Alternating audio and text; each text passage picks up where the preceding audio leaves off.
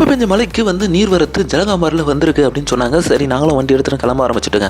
அதாவது திருப்பத்தூர்லேருந்து 15 கிலோமீட்டர் டிஸ்டன்ஸில் இருக்கக்கூடிய இந்த ஜலகாம்பார் அருவிக்கு தாங்க நம்ம போயிட்டு போகும் வழியெல்லாம் வந்து பச்சை பசேன்னு இருக்குங்க. இந்த இடத்த வனத்துறையும் மற்றும் சுற்றுலாத்துறையும் சேர்ந்து ரொம்ப அழகாகவே மாற்றிருக்காங்க. பைக்குக்கு 20 ரூபாவும் காருக்கு 50 ரூபாவும் வசூல் பண்ணுறாங்க. ஒரு வழியாக நாங்கள் படிக்கட்டு ஏறி வந்து இந்த அருவியை பார்த்துட்டுங்க. அருவியில் தண்ணி வந்துட்டு இருக்கு, குளிக்கக்கூடிய அளவுக்கு தண்ணி வந்துட்டு இருக்கு. நேரடியாக ஏலகிரி மலையுடைய அடிவாரத்தில் இந்த அருவி இருக்கிறதுனால இந்த அருவியை பார்க்கறதே வந்து அவ்வளோ அழகாக இருக்கு. இங்கே குளிச்சு முடிச்சுட்டு நாங்கள் போன இடம் வந்து சிறுவர் பூங்காங்க. அவ்வளோ அழகாக வந்து ரெடி பண்ணியிருக்காங்க.